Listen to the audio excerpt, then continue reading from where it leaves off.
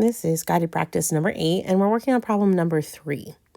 This time, we're going to take our region bounded by x to the 4th, y equals 0, and x equals 1, and we're going to revolve it around x equals 2. So x equals 2 is a vertical line, which means it mimics the y-axis. Okay, so what I would say here is this is like the y-axis, which means for cylindrical shells, we're going opposite y to go x equals. So with respect to x, okay. So that means I don't have to change any of my functions. They're all y equals x to the 4th and y equals 0. So let's talk about the region. Let's get our region bounded by x to the 4th, which is really just a parabola. And x equals 0, which is your axis down here, and x equals 1. So what we're looking at is this region right here. And we're going to revolve that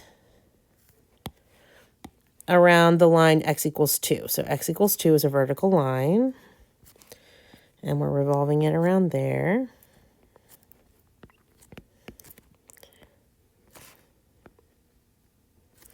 And it's going to look something like this. Okay. All right, let's draw in our cylindrical shell. So here it is.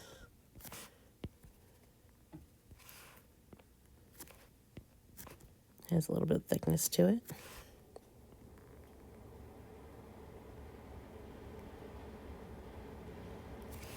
Okay, now we want to think about our radius and our height here because that's what goes into our formula for cylindrical shells.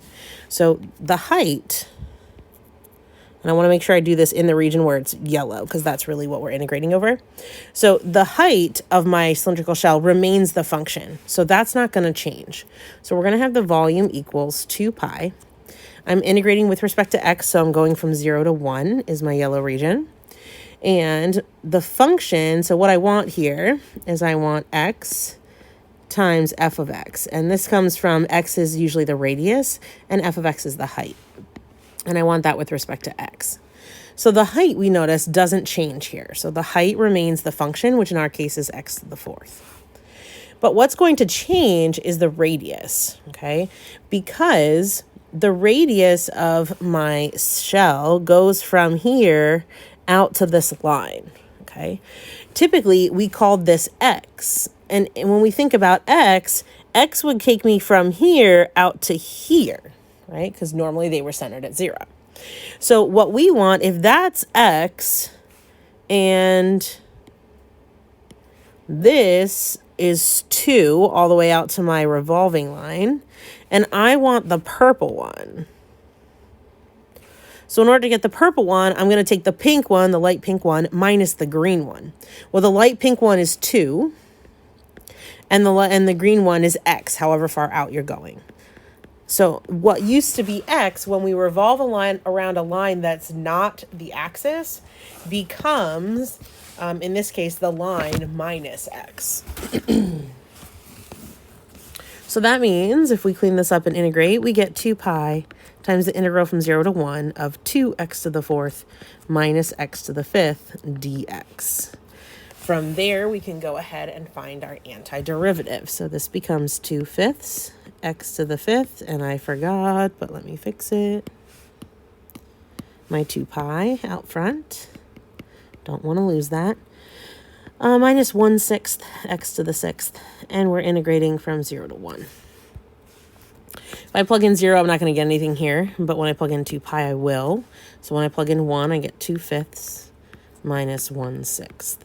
And that is 2 pi times, let's see, 12 minus 5 is 7 over 30. So this is going to give me 7 pi over 15.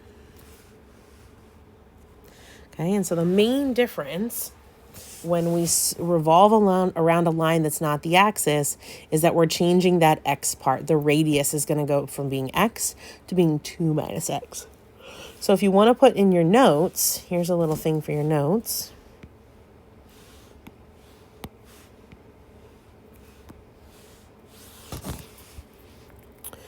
Volume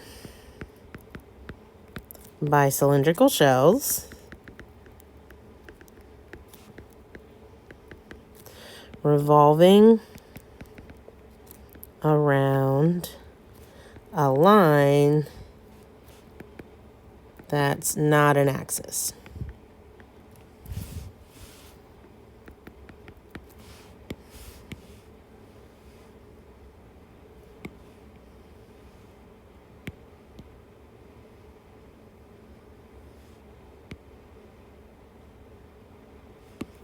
Okay, so for volume, finding the volume by cylindrical shells when you're revolving around a line that's not an axis is typically this. Now you have to be a little bit careful with your radius, but typically you're finding the volume is equal to 2 pi integral from a to b of, if our line is x equals a, we're not a, let's go n.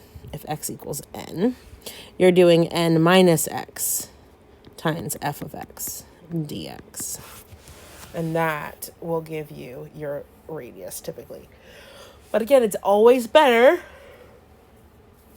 to confirm that by drawing your picture and figuring out exactly what your radius is.